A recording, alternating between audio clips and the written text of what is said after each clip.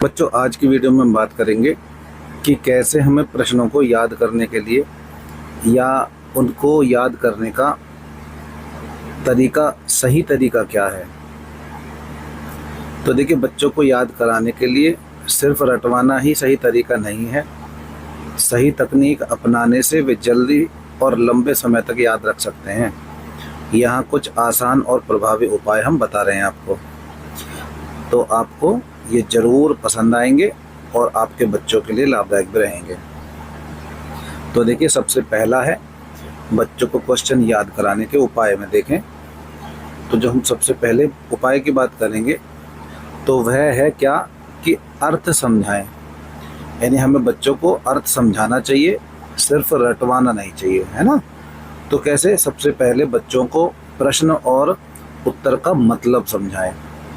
जब अर्थ समझ आता है तो याद करना आसान हो जाता है। दूसरा, अगर आप देखें तो छोटे भागों में बांटें।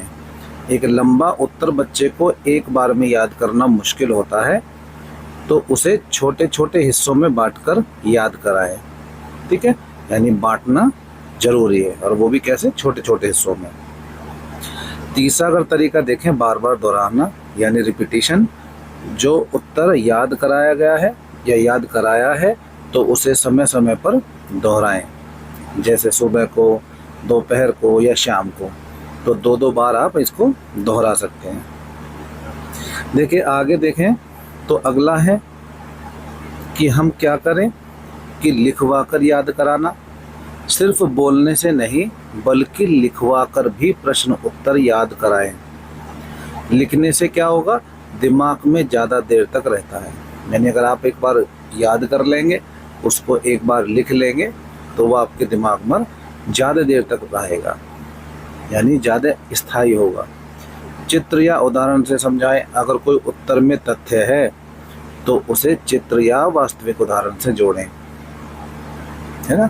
क्योंकि चित्र होते हैं और जो उदाहरण होते हैं वो बहुत समय तक बच्चे को आसानी से याद रह पाते हैं।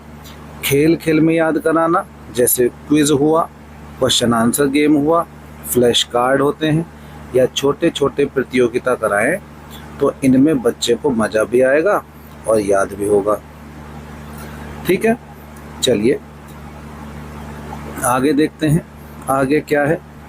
तो आगे है समय का नियम। यानी रोज एक निश्चित समय पर 15-20 मिनट प्रश्न उत्तर याद करने की आदत डालें। यानी समय निश्चित हो रोज। जैसे आज अगर हम सुबह 8 बजे पढ़ने के लिए बैठे हैं, तो कल को भी सुबह 8 बजे हम बैठें, या शाम को 8 बजे बैठे हैं, तो अगले दिन भी हम 8 बजे ही बैठें। खुद से पूछने को कहें। बच्चों को कहें कि वो खुद से प्रश्न पूछें। जैसे मान लीजिए हमने एक प्रश्न याद किया है, प्रकाश संश्लेषण क्या है। तो जब बच्चा इसको याद कर ले, जब बच्चा इसको लिख ले, तो उनसे बच्चों से कहा जाए अब आप खुद से पूछो प्रश्न कि प्रकाश संश्लेषण क्या है। बच्चा अपने मन में ही अपने आप से प्रश्न पूछेगा, फिर खुद उसका जवाब देगा, और उत्तर बोलकर बताएं। फिर उसका उत्तर बोल कर बताएं। तो इससे क्या होगा? इससे उसका आत्मविश्वास बढ़ेगा। ताल या राइमिंग का प्रयोग करें। छोटे बच्चों को उत्तर गाकर या तुकबंदी में, है ना, राइमिंग स्कीम में सिखाएं। इससे जल्दी याद हो जाता है। और अगला अगर हम बात करें 10, सकारात्मक माहौल बनाना बड़ा ज़रूरी होता है। बच्चे को डांटकर या दबाव डालकर याद मत कराएं। शांति और प्रोत्साहन वाला माहौल याददाश्त को तेज करता है। अगर आप मारेंगे, पीटेंगे, ज़बरदस्ती याद कराएंगे, तो वो याद कराने से ज़्यादा समय तक उसको याद नहीं रहेगा। चलिए आगे बढ़ते हैं। आगे है प्रश्न उत्तर मेमोरी गेम की। अगर बात करें तो इसमें देखिए, इसमें क्या करते हैं कि इसमें आप कक्षा में भी और अपने घर पर भी बच्चों के साथ खेल सकते हैं। तरीका क्या है? हमें फ्लैश कार्ड्स बनाने हैं। एक कार्ड पर प्रश्न लिखें, दूसरे कार्ड पर उसका उत्तर लिखें। सभी कार्ड को मिलाकर नीचे की ओर उल्टा रख दें। सभी कार्ड्स को मिलाकर नीचे की ओर उल्टा रख दें। अब आगे गेम खेलें।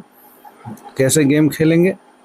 तो बच्चा एक कार्ड उठाएगा, मान लीजिए प्रश्न निकला है ना, हम जैसे उसको कार्ड को सीधा किया, मान लीजिए उसमें प्रश्न निकला, तो अब उसे सही उत्तर वाला कार्ड ढूंढना होगा। तो उस प्रश्न का जो सही उत्तर है वो कार्ड को ढूंढेगा। अगर सही मिला तो उसे 1 पॉइंट मिलेगा। ठीक है, चलिए नेक्स्ट, याद करने का मजा। तो देखिए इसमें क्या है, खेलते खेलते बच्चा खुद सवाल जवाब याद कर लेगा। आप हर सही जोड़ी पर बच्चे को ताली बजाकर या स्टिकर देकर प्रोत्साहित करेंगे। ठीक है, चलिए नेक्स्ट क्या है, उत्तर याद चार्ट यानी विजुअलाइजेशन ट्रिक। इसमें क्या करेंगे, अगर फ्लैश कार्ड संभव न हो तो आप दीवार पर एक चार्ट चिपका सकते हैं। बाईं तरफ प्रश्न लिखें, दाईं तरफ उत्तर लिखें, बीच में रंग बिरंगे एरोज यानी तीर बना दें। बच्चा रोज देखेगा तो बिना दबाव के याद हो जाएगा। ठीक है, चलिए आगे देखते हैं। आगे क्या है, रोल प्ले। तो रोल प्ले में क्या कर सकते हैं, सबसे मज़ेदार तरीका है ये कि माता पिता या शिक्षक प्रश्न पूछने वाले बने और बच्चा शिक्षक की भूमिका निभाए। आप कहें, यानी हम बड़े बड़े जो लोग हैं वो कहें कि टीचर जी इस सवाल का जवाब बताइए, तो बच्चा टीचर बना हुआ है, तो बच्चा मज़े से उत्तर देगा और सीख जाएगा। तो इसे कहते हैं हम रोल प्ले मेथड। किसका रोल प्ले कर रहा है, वो टीचर का, और आप किसका रोल प्ले कर रहे हैं, बच्चे का। तो देखिए ये कुछ जानकारी थी, आई होप ये आपके लिए लाभदायक सिद्ध हो। आप करके देखें कि बच्चे में एक इम्प्रूवमेंट आता है कि नहीं आता है, और ये ज़रूर ध्यान रखें कि बच्चे डांट और मार से नहीं, प्यार से भी आसानी से याद कर लेते हैं। तो जय हिंद, जय भारत बच्चों।